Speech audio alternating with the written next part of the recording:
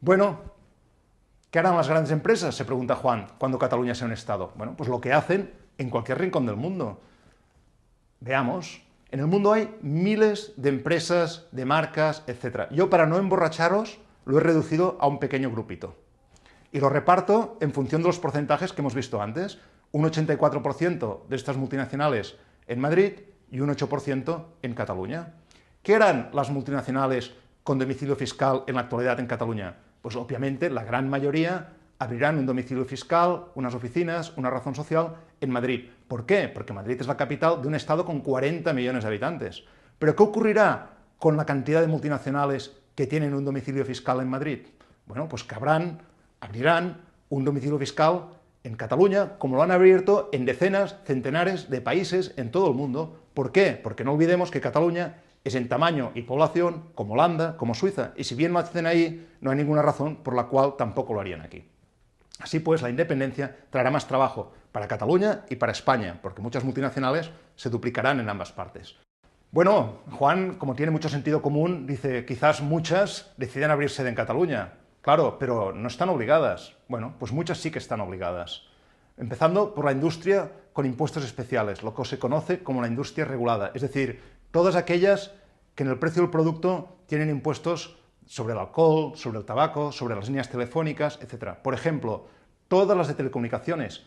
Todos los que estáis viendo el vídeo tenéis un contrato de fijo, móvil o de los dos, posiblemente con una de estas compañías o con cualquier otra. Casi seguro que esa empresa está en Madrid. Lo mismo ocurre con la gasolina. Cada vez que ponéis gasolina en el coche, gasolina en la moto, gasolina en el tractor, etc. Ahí hay cantidad de impuestos en un litro de gasolina. Casi el 70% son impuestos. Pues todo esto hoy lo recauda Madrid, paga impuestos de sociedades en Madrid, etcétera, etcétera, etcétera.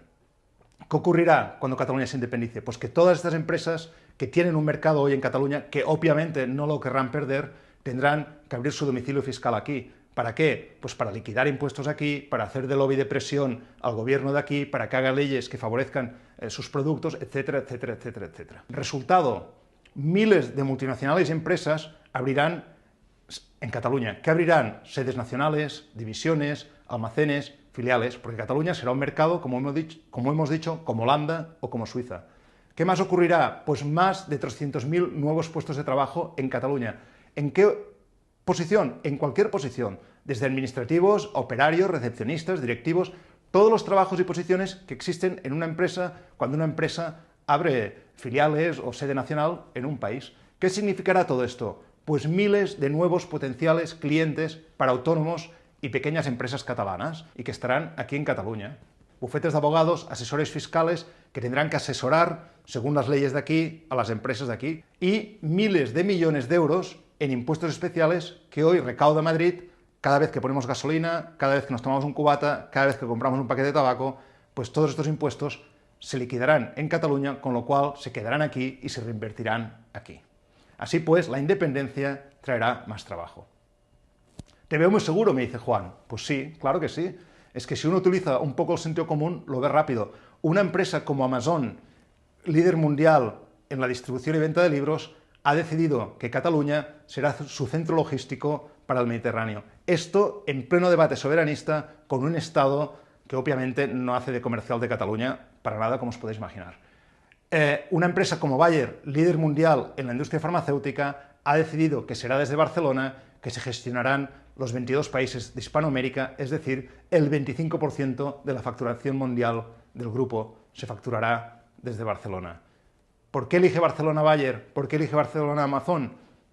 ¿Y por qué eligen Cataluña? Porque geográficamente están muy bien ubicados y porque hay gente muy formada, que habla idiomas y muy preparada.